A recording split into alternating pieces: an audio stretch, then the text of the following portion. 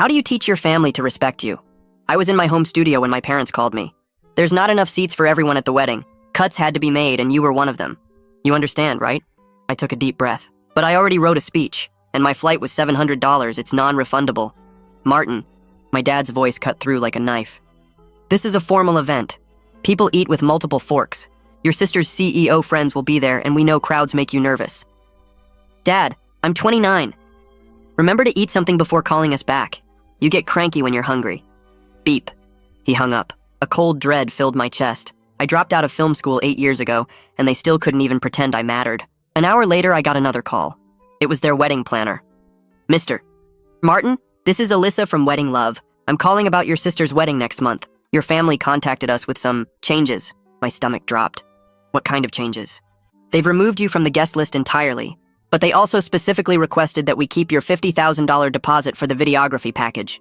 Your mother said the family had already allocated those funds to other wedding expenses.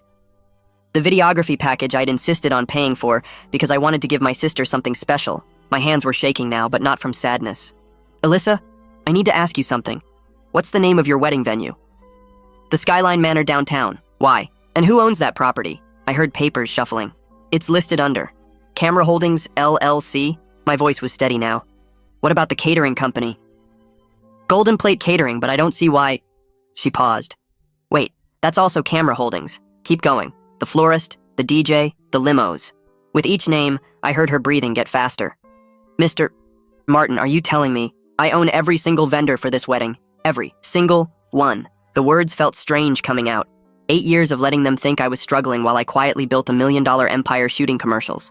8 years of when you get a real job, and we remember what happened at your prom, as if I was still the awkward teenager who stepped on Sarah's friend's dress. Cancel everything, I said quietly. Every contract, every reservation. Send my parents an itemized bill showing exactly what their actual budget needs to cover. They can keep my videography deposit since they already spent it. But sir, the wedding is in 3 weeks. There are 180 guests. Then they better start making calls. After I hung up, I sat in my studio surrounded by equipment they thought was just an expensive hobby. My phone buzzed with a text from Mom. Martin, we've made our decision. The invitation had a dress code anyway. We know how you struggle with those. When you get a real job, you'll understand these decisions. Don't contact your sister. I typed back, understood. Good luck with the vendors. I was pulling footage from a drive when my phone exploded with calls. Mom, Dad, my sister, numbers I didn't recognize. I let them ring until Dad called for the 8th time. Martin! All the cockiness had left his voice. He was panicked, almost screaming. Every vendor just canceled. The venue, the caterer, everyone. There's been some terrible mistake. No mistake, Dad. They all work for me. The silence was so complete I could hear his breathing. That's impossible. You make little videos and you can barely afford... I make commercials for Nike, Dad. And every single vendor you hired reports to me. We can work this out. You're still family. Family? I laughed. An hour ago you were worried I couldn't handle multiple forks. Martin, don't be sensitive. You know we only want what's best. No, Dad. What you want is a wedding you can't afford. My phone rang again. This time it was my sister. I almost didn't answer, but something made me pick up. Martin? Her voice was tiny, broken. She was crying so hard she could barely speak. What's happening? Mom and Dad are screaming. The venue called me directly. They said everything's canceled? My anger crumbled a little. Did you know they uninvited me? What? No. Mom said you had a big shoot that weekend and couldn't make it. Her sobs got louder. I closed my eyes, feeling the weight of what I'd done. They kept my $50,000 deposit too. Said they already spent it. $50,000. Martin, oh my God, I didn't know. I didn't know any of this. She was hiccuping now, that same way she used to when we were kids. Can you put it back? The vendors? My voice cracked. I'm sorry. But they need to learn they can't treat me like this anymore. 8 years of being treated like I'm a child who can't handle use forks. But it's my wedding, she whispered. I had to choose between teaching my parents a lesson and the biggest day of my sister's life. I sat there staring at my phone screen, Esmeralda's sobs still playing in my head like a loop I couldn't shut off. My finger hovered over Bianca's contact, and I knew whatever I did next would change everything with my family forever. The anger was still burning in my chest, hot and sharp, but mixed with it now was the sound of my little sister crying over a mess she didn't create. I pressed the call button before I could change my mind. Bianca answered on the first ring, probably expecting more chaos. I told her to hold off on sending the cancellation notices for 24 hours to freeze everything while I figured out what I wanted to do. She sounded relieved, said she'd pause all the vendor communications, but warned me that some of them were already asking questions about what was happening. I promised her I'd give a final answer by tomorrow morning, and hung up feeling like someone had dropped a boulder on my chest. The next hour I spent pacing around my studio, walking back and forth between the equipment racks and editing stations. My phone kept buzzing on the desk with incoming calls. I glanced at it each time and saw my dad's name, over and over. 7 more attempts in 40 minutes. I let every single one go to voicemail because I needed space to think without his panic or manipulation messing with my head. The studio felt different now, looking at all the cameras and lights and gear my parents dismissed as expensive toys. This equipment had paid for itself 100 times over, had built a business they didn't even know existed, and here I was using it as leverage in a family war I never wanted to fight. Around midnight, I finally made myself listen to my dad's voicemails. I sat at my desk with the phone on speaker and played them in order. The first one was angry, his voice tight and accusing, saying I was being ridiculous and childish. The second one was confused, asking how this could have happened, demanding an explanation. By the fourth voicemail, his tone had shifted to desperate, almost frantic, talking about how much money they'd already spent and how impossible it would be to find new vendors this close to the wedding. The last one, the 7th attempt, had him saying we could talk about this like adults, that we were family and family works things out. The irony hit me hard, coming from someone who'd treated me like a child that same morning, who'd hung up on me when I tried to explain about my flight. What got me most was that not once in any of those messages did he actually apologize or say they'd done something wrong. It was all about the problem I'd created, the mess I was making, never about what they'd done to cause this. I deleted all the voicemails and called Xavier even though it was late. He answered on the second ring, which didn't surprise me since he was used to my weird hours when we were finishing projects. I explained the whole situation to him, every detail from the uninvitation to the deposit to the fact that I'd just threatened to destroy my own sister's wedding. He listened without interrupting, and when I finished, there was a long pause before he said, we needed to think about the business implications beyond just the family stuff. Xavier pointed out that if word got out that Camera Holdings pulled contracts for personal reasons, it could seriously damage our reputation with other clients. He wasn't wrong, and I knew it. We'd spent years building the business on being reliable and professional, and this looked like neither of those things. We agreed to meet first thing in the morning at the office to discuss options that would protect both my boundaries and the company's reputation. I finally fell asleep around 3 in the morning and woke up at 7 to my phone buzzing like crazy on the nightstand. 17 new text messages, most of them from my mom. I scrolled through them while still in bed, watching her strategy shift from message to message. The early ones were angry, calling me selfish and dramatic. The middle ones tried guilt, talking about how I was destroying my sister's happiness and ruining what should be the best day of her life. The last few went deeper, saying this wasn't who they raised me to be, that family doesn't treat each other this way, that I was being cruel over hurt feelings. The irony of that last part almost made me laugh out loud. They didn't raise me to be successful either, but here I was running a $1 million company they knew nothing about. At the office that morning, Xavier and I met with Brendan in the conference room. Our business attorney spread all the vendor contracts across the table and went through them one by one. He confirmed that legally I had every right to cancel everything since Camera Holdings owned the contracts, but he also pointed out something I hadn't considered. Some of the contracts had penalty clauses that would cost my company actual money if we backed out.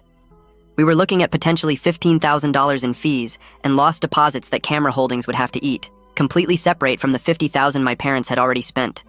Brendan also warned me about the optics of letting a family fight bleed into business operations. He said if I decided to put the vendors back, we needed clear paperwork separating this situation from normal business practices. We spent an hour discussing how to create a formal policy about conflicts of interest and contracts with family members to prevent this kind of disaster in the future.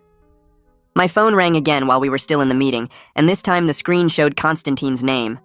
I actually liked Esmeralda's fiancé, had always found him easy to talk to, and he'd never bought into my parents' story about my career being a joke. I stepped out of the conference room to take the call. He asked if we could meet for coffee that afternoon, just the two of us, to talk through what was happening. His voice was calm and steady, not angry or accusing, just reasonable. I told him yes, and we set a time for 3 o'clock at the coffee shop near my studio. Constantine showed up exactly on time, looking tired but calm. We found a quiet corner table, and I explained everything about the mediation idea that Brendan had suggested. He listened without interrupting, and said he thought it was smart, that Esmeralda needed this kind of structured conversation too. He promised to talk to her that evening and get back to me. I drove back to my studio and opened my laptop to draft the email proposing mediation. My fingers hovered over the keyboard for a solid minute before I started typing. I kept it simple and direct, explaining that Brendan had recommended a professional mediator named Shirley to help us have a productive conversation about what happened and how to move forward. I wrote that I wanted to find a path that worked for everyone, but that we needed clear communication and mutual respect to get there. I copied Esmeralda, my parents, Xavier, and Brendan so everyone had the same information. My finger shook slightly when I hit send. Constantine's response came through within 5 minutes. He wrote that both he and Esmeralda were willing to participate and appreciated me taking this step. Esmeralda sent a separate message 10 minutes later, saying she was relieved and hopeful that this could help. Then I waited. My parents' response took 6 hours, arriving just after 9 that night. My mom had written it, and I could feel her reluctance in every word. She said this seemed excessive for a family disagreement, but that they would attend if it meant resolving this situation. The fact that she still called it a disagreement, rather than acknowledging what they actually did, told me exactly how much work this would take. I forwarded all the responses to Brendan and asked him to reach out to Shirley to set up the sessions. He got back to me the next morning saying Shirley wanted to meet with me individually first, before the family session. We scheduled it for 2 days out at her office downtown. The morning of my individual session with Shirley, I got stuck in traffic and arrived 10 minutes late. Her office was in a modern building with glass walls and minimalist furniture that somehow felt both professional and comfortable. Shirley herself was probably in her 50s, with short gray hair and sharp eyes that seemed to see right through whatever front you were putting up.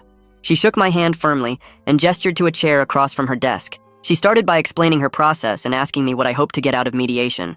I gave her the surface answer about wanting my parents to see me as an adult and respect my career choices. She nodded and made a note, then looked up at me with those sharp eyes and asked if I actually wanted a relationship with my parents, or if I was just looking for vindication. The question hit me harder than I expected. I sat there for a moment, really thinking about it, and told her honestly that I didn't know. I explained that I wanted them to see me as capable and successful, to acknowledge that they hurt me, but I wasn't sure if they were capable of that kind of change. I told her about 8 years of dismissive comments and being treated like I couldn't handle basic adult situations. She asked specific questions about my business, about the prom incident they kept bringing up, about my relationship with Esmeralda. By the end of the hour, I felt like she understood the full scope of the problem. She said she'd meet with my parents next, then Esmeralda and Constantine together, before we all came together for the first group session. The first mediation session was scheduled for 4 days after I'd canceled the vendors, which left only 12 days until the wedding date. I arrived at Shirley's office 15 minutes early and sat in my car trying to calm my nerves. Esmeralda and Constantine pulled in a few minutes later, and we walked in together. My parents were already there, sitting in the waiting area with their arms crossed and identical expressions of discomfort. Shirley led us into a larger conference room with a round table that forced us all to face each other. My parents sat on one side. I sat directly across from them, and Esmeralda and Constantine took seats slightly to the side. Shirley positioned herself at the head of the table and started by laying out ground rules about respectful communication and taking turns speaking without interruption. She emphasized that we were here to discuss specific behaviors and their impacts, not to attack each other's characters. My dad barely let her finish before jumping in. He said this whole situation had been blown out of proportion and that they'd made a practical decision about seating that I took too personally. Shirley held up her hand and stopped him mid-sentence. She asked him to focus on facts rather than interpretations of my reaction. When she pressed him to explain the actual facts of what they decided and why, he shifted in his seat and looked at my mom. Then he admitted they uninvited me because they were worried I'd be uncomfortable around Esmeralda's professional connections and that it would reflect poorly on the family. The words hung in the air between us. I felt my chest tighten but forced myself to stay calm and ask him directly what he meant by reflect poorly. He stumbled through an explanation about formal events and social expectations and knowing the right things to say. My mom jumped in to help him, saying they were trying to protect me from an uncomfortable situation like the prom incident years ago. Shirley asked what the prom incident was, and I had to explain that when I was 17, I accidentally stepped on my date's friend's dress and tore it. My parents had apparently been holding that against me for over a decade, as proof that I couldn't handle formal social situations. Esmeralda's voice cut through the tension, shaking but firm.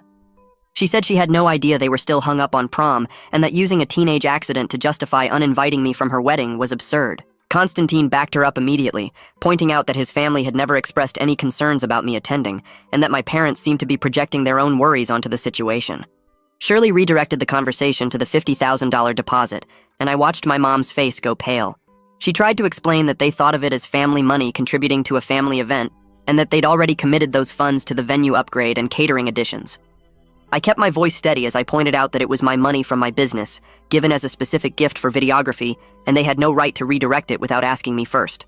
My dad got defensive and said that if I was really successful, I wouldn't miss $50,000.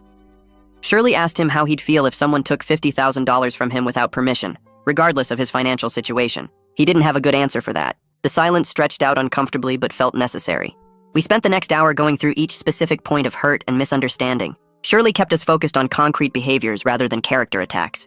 My parents slowly started to acknowledge some of what they did wrong, though they kept trying to justify everything with their intentions. Shirley pointed out that impact matters more than intent, and that their actions hurt me regardless of what they meant to accomplish. By the time we reached the end of the session, we hadn't resolved anything concrete, but Shirley had gotten my parents to agree to a second session and to seriously consider my conditions. She gave them homework to write down specifically what they did that was hurtful and what they could have done differently. She gave me homework too, asking me to write down what a realistic path forward looked like and what I was willing to compromise on. We all filed out of her office without speaking to each other, and I sat in my car for 10 minutes before starting the engine. I drove home on autopilot, my hands gripping the wheel tighter than necessary. Back at my studio, I pulled out the homework assignment Shirley had given me and stared at the blank page for a solid 20 minutes. The question was simple, but I kept circling around it. What did I actually want from all this? I started writing, and the words came faster than I expected. I wanted them to see me as someone who mattered, not as the awkward kid from prom who couldn't handle fancy dinners. The wedding itself felt almost beside the point now. It was about whether my parents could look at me and see an actual adult with a real career and a legitimate life. I wrote down my conditions in bullet points. A genuine apology that acknowledged what they did wrong. A repayment plan for the $50,000 with actual numbers and dates.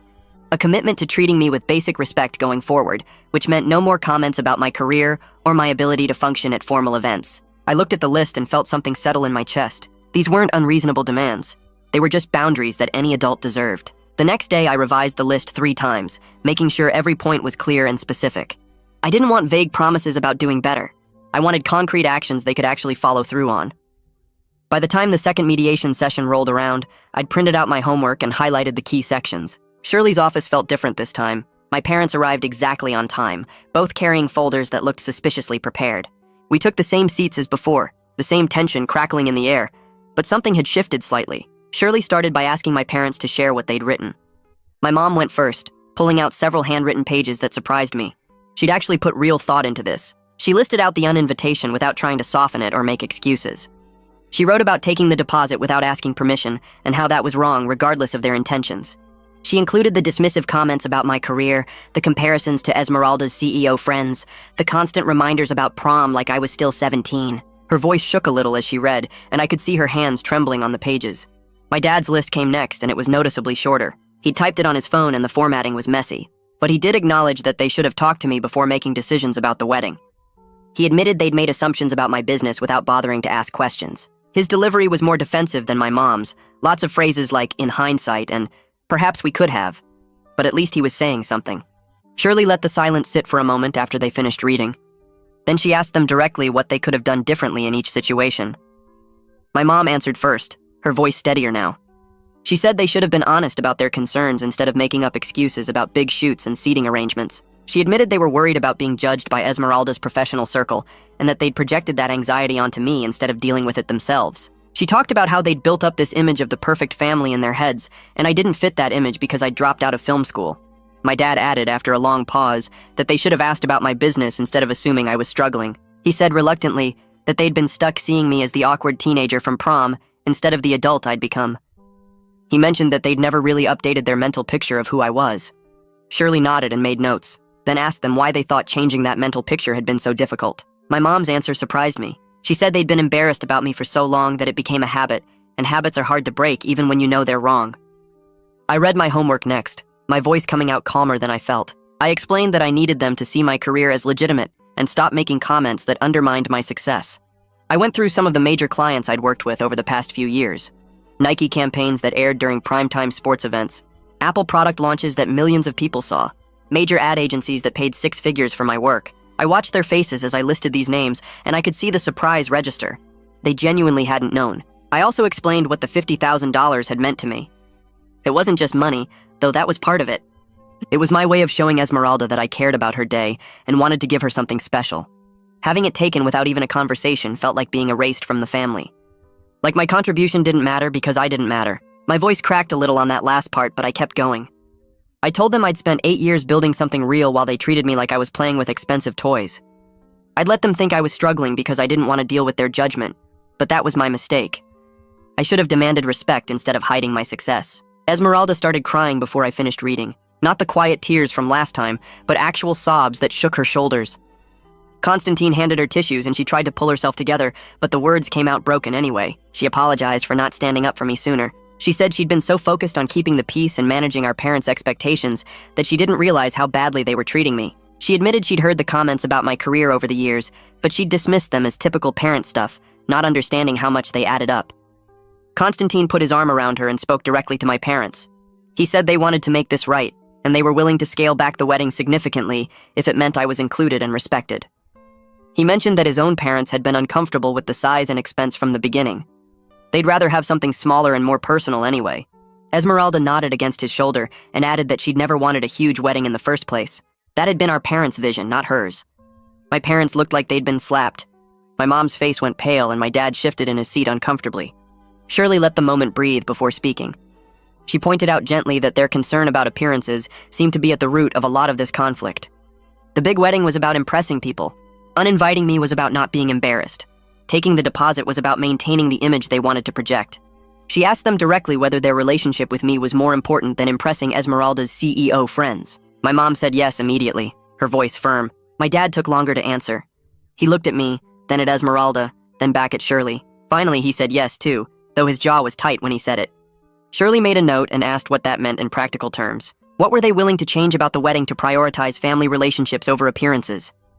The silence stretched out uncomfortably, and I could see my parents exchanging glances, having some kind of wordless conversation. We spent the rest of the session hammering out concrete solutions. Brendan joined us by phone, his voice coming through Shirley's speaker with that professional calm he always had.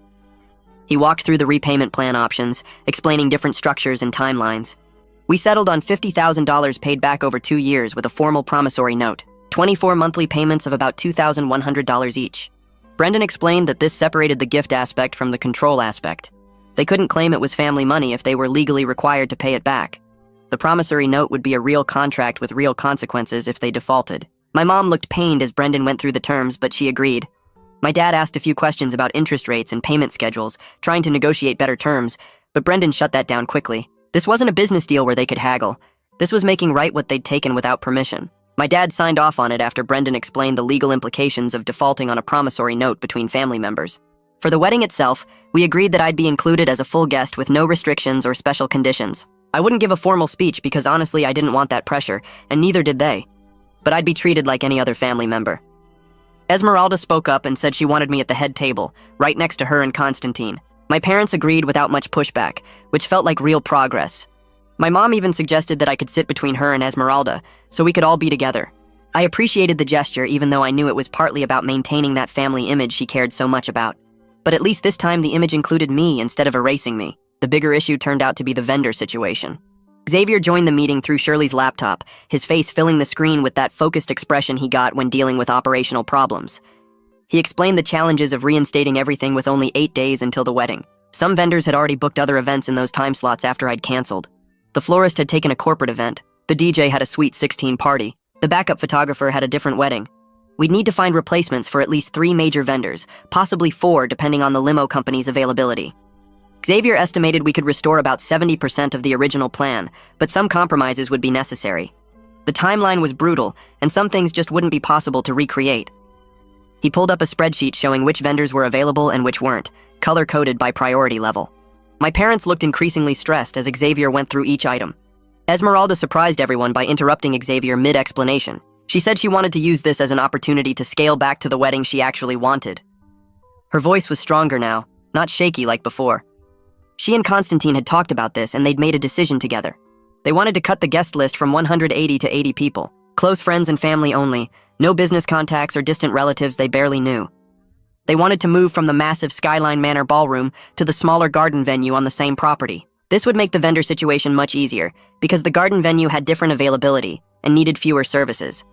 It would also reduce costs significantly, which meant less financial stress on everyone. Constantine backed her up immediately, adding that his parents would be relieved by the change. They'd been worried about the expense and the formality from the beginning. A smaller, more intimate wedding felt right to both of them. Shirley turned to my parents and asked them directly if they could support Esmeralda's decision, even though it wasn't what they had planned. The silence stretched out for what felt like forever. My mom's hands were folded tight in her lap, and she kept looking at my dad like she was waiting for him to speak first. Finally, she said yes, her voice quiet but clear. My dad took way longer to answer, and when he did, his face looked like he'd just eaten something rotten, but he nodded and agreed. Esmeralda let out a breath I didn't know she'd been holding, and Constantine squeezed her hand. Shirley made notes on her pad and said she'd work with Xavier to coordinate the changes. Then she ended the session by reminding everyone that this was progress, and we should acknowledge that.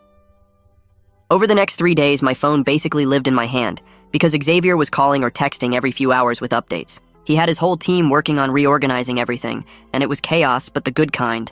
The kind where you can actually see things coming together. The garden venue at Skyline Manor was available, which was perfect, because it was way more manageable than that massive ballroom.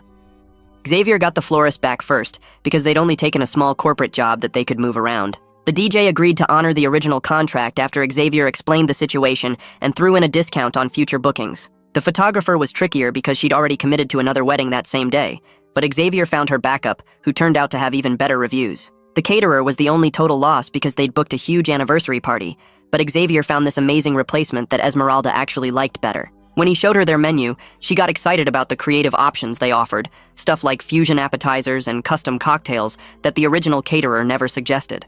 I met with Bianca 3 times that week to rebuild the videography package from scratch.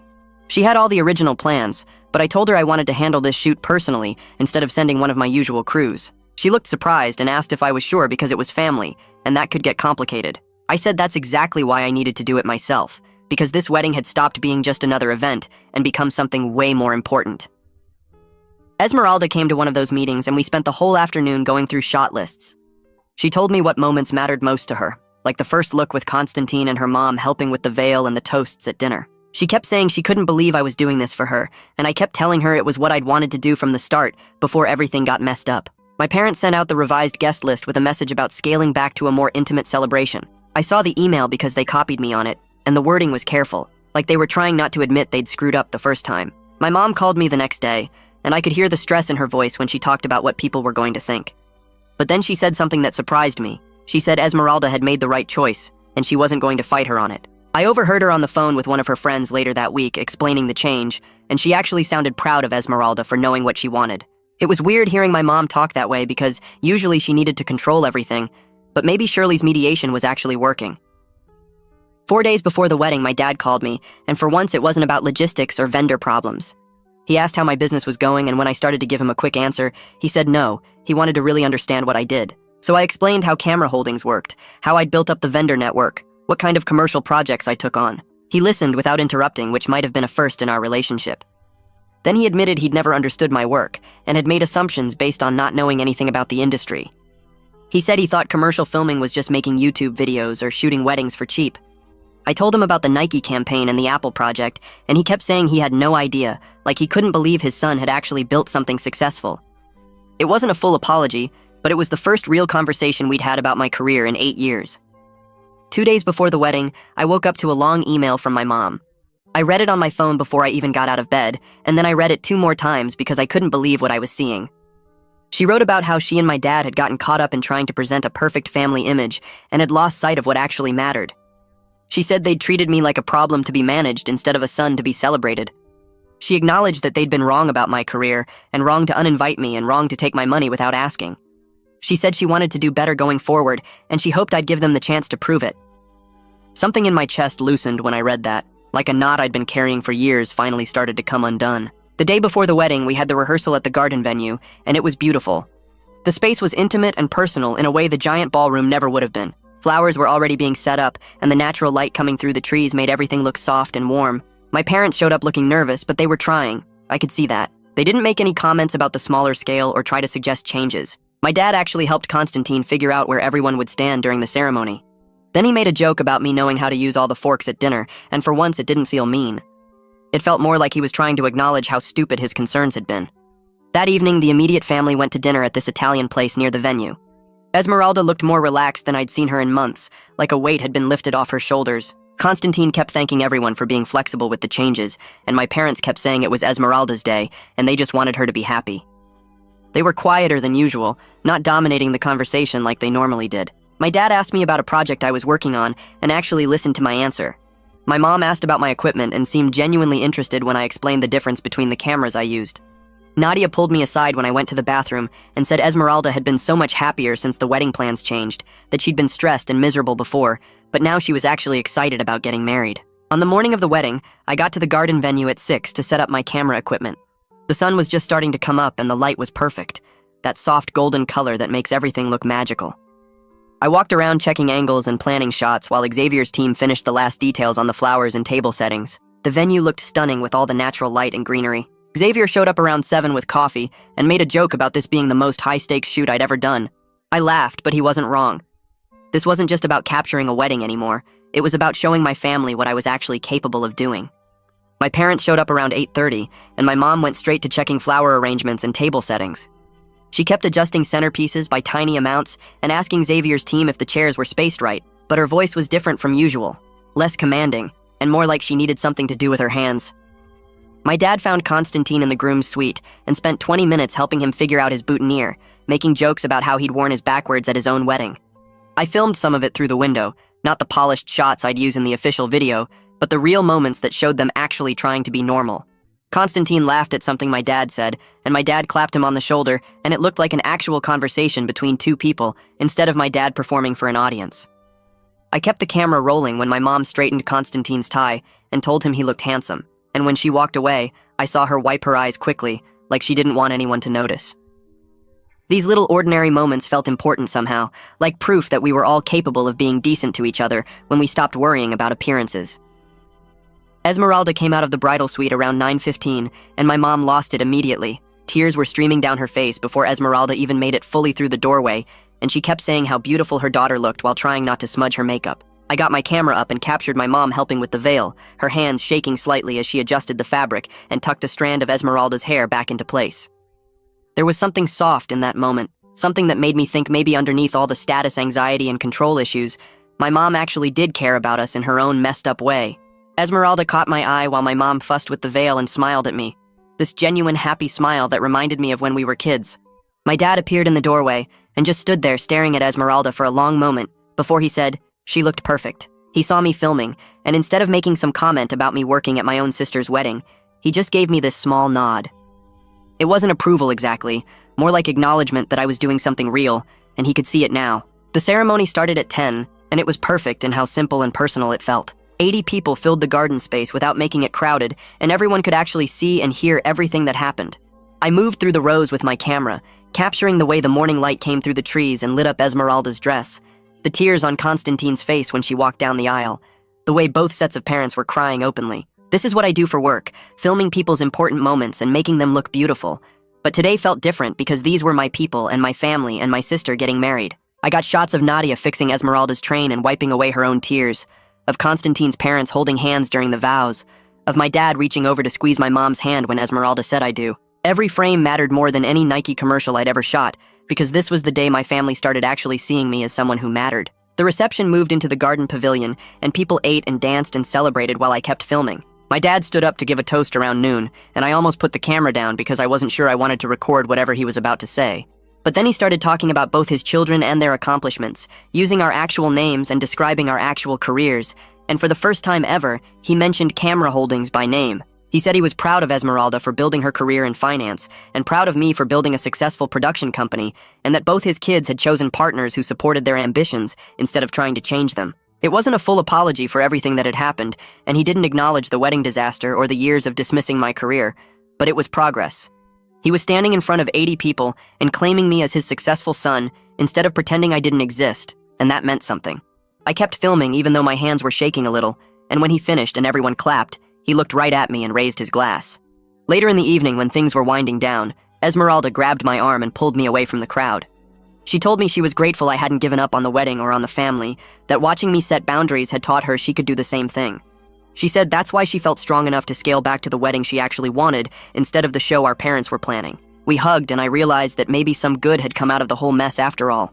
She'd found her voice and learned to say no to things that didn't serve her, and I'd learned that I didn't have to accept being treated like a child just because we were related. Both of us had grown up a little bit through this disaster. My mom approached me as the reception was ending and asked if we could talk privately. We walked away from the pavilion toward the garden path, and she told me she'd been thinking a lot about how they'd treated me over the years. She said she and my dad had been holding on to this outdated image of who I was, still seeing me as the awkward teenager from prom instead of the adult I'd become. She admitted it wasn't fair to me or to our relationship, and she wanted to start fresh with regular dinners where they actually listened instead of lectured. Her voice was quiet, and she kept looking at the ground instead of at me, like she was embarrassed to be saying all this out loud. I told her honestly that I was willing to try, but it would take time to rebuild trust. The uninvitation and the deposit situation weren't just isolated incidents. They were part of a pattern of dismissiveness that had been going on for 8 years. Every comment about getting a real job, every comparison to Esmeralda's CEO friends, every time they'd acted like my career was a hobby instead of a business, had built up into this wall between us. She nodded and said she understood, and that she and my dad were committed to doing the work through continued mediation sessions with Shirley. It wasn't a miracle reconciliation where everything suddenly became perfect, but it was a real starting point for building something better. The next week, I got a notification on my phone that money had been deposited into my business account. I checked and saw $2,500 with a note that said first installment of 24. My parents had made their first payment on the repayment plan without me having to remind them or send Brendan after them, and that felt significant. I forwarded the notification to Brendan and he confirmed receipt and updated the promissory note in our files. Xavier saw the email chain and made a joke about requiring all family members to sign contracts before any future interactions, and honestly, it wasn't the worst idea I'd ever heard. Maybe having everything in writing would force everyone to be clear about expectations instead of making assumptions. 2 weeks after the wedding, I finished editing the video and drove to Esmeralda and Constantine's apartment to deliver it. They sat on their couch and watched the whole thing while I stood nervously by the door, and by the end they were both crying. Esmeralda said it was perfect, that I'd captured exactly what the day felt like, and made it beautiful without making it fake. She posted some clips on social media that weekend with a caption about how intimate weddings were, better than big productions, and a bunch of her CEO friends commented saying they wished they'd done something similar instead of the massive events they'd planned. Constantine sent me a long text thanking me for the video and for helping make the wedding happen at all. A month after the wedding, we had another family dinner, but this time it was at my studio so my parents could see my workspace properly. I gave them a tour of the equipment and the editing bays and the small soundstage we used for certain shoots, and they kept asking questions about how everything worked. Then I showed them some of my commercial work, including a Nike spot that was airing nationally on sports broadcasts. My dad kept saying you made this like he couldn't process that his son had created something being shown to millions of people. My mom asked detailed questions about the production process, how many people were on set, how long it took to shoot and edit, what the client approval process looked like. It was surreal to have them actually interested in my career after years of dismissing it as making little videos, but I tried to answer everything honestly and show them what my work actually involved. They stayed for 3 hours looking at different projects and asking questions, and when they left, my dad shook my hand and said he was impressed. It wasn't everything I'd wanted from them, but it was more than I'd had before. At that dinner, we set up my laptop on the table and connected with Shirley for our first follow-up session. She appeared on screen with her notepad and asked how everyone was managing with the agreements we'd made at the mediation. My parents sat stiffly at first, and my dad cleared his throat before admitting they were still getting used to seeing me as someone who runs a successful business instead of their kid who dropped out of film school. My mom added that it was hard to break old patterns, but they were making an effort to catch themselves when they started falling into dismissive comments. I told Shirley honestly that I was still working through years of feeling invisible to them, that the hurt didn't just disappear because we had some good conversations, but I could see they were trying, and that mattered. Shirley nodded and pulled up her calendar, scheduling monthly video check-ins for the next 6 months so we could track progress and address any backsliding before it became a bigger problem. After the call ended, my dad helped me clear the dinner plates without being asked, which felt like a small but significant shift. 2 weeks later, Esmeralda and Constantine got back from their honeymoon in Costa Rica and invited the whole family over to see their photos. They'd stayed at this amazing eco-resort right on the beach that they could actually afford because we'd scaled back the wedding so much. Esmeralda kept showing us pictures of the private bungalow and the zip-lining they did through the rainforest, and she looked more relaxed than I'd seen her in months. Constantine pulled up some messages on his phone from wedding guests, and Esmeralda read a few out loud about how people kept telling them it was the best wedding they'd been to because it felt so personal and real instead of like a corporate event. My parents sat on the couch listening, and my mom actually said she'd enjoyed the smaller wedding more than she expected because she got to have real conversations with people instead of just making small talk with a huge crowd. My dad nodded along, and I could tell they were finally accepting that cutting the guest list had been the right call, even if it wasn't what they'd originally wanted. 3 months after the wedding, I landed a huge contract with a luxury car brand to shoot their entire spring campaign. The budget was bigger than anything I'd done before, and I invited my parents to come watch one of the shoot days. They showed up at the downtown location where we'd closed off 2 blocks to film, and I could see their faces change as they watched me direct a crew of 15 people setting up lights and cameras and coordinating with the client's creative team. My dad stood off to the side, taking it all in, and when the brand's marketing director came over to discuss shot angles, my dad introduced himself and said he was my father. The director's face lit up, and she started talking about how impressed they were with my previous work and how competitive the bidding process had been for this campaign. My dad's expression shifted between pride and what looked like embarrassment, and I knew he was processing how wrong he'd been about my career all these years. After we wrapped for the day, my parents stayed and asked questions about the production schedule and the editing process, and my dad kept saying how professional everything was, like he couldn't quite believe this was really my work. At our latest family dinner a few weeks later, my parents brought a wrapped package and set it on the table in front of me. I opened it and found a framed photo from Esmeralda's wedding, one I'd taken during the reception showing all of us together, everyone smiling and relaxed. My mom's voice was quiet when she said they wanted to remember this as the turning point for our family, when we started being honest with each other instead of pretending everything was fine. She admitted there were still awkward moments when old patterns surfaced, times when my dad almost made a dismissive comment about my work, or when she caught herself trying to manage everyone's image. But we were building something more real than what we'd had before, something based on actual respect instead of assumptions and old hurts. The framed photo sat on my desk in the studio after that, a reminder that the respect I'd fought for was slowly becoming real, and for now, that was enough. That's where we'll end today's story. I'm really happy you stayed till the end, because it makes sharing these moments feel meaningful. I hope it added something good to your day. Subscribe if you'd like to keep hanging out here.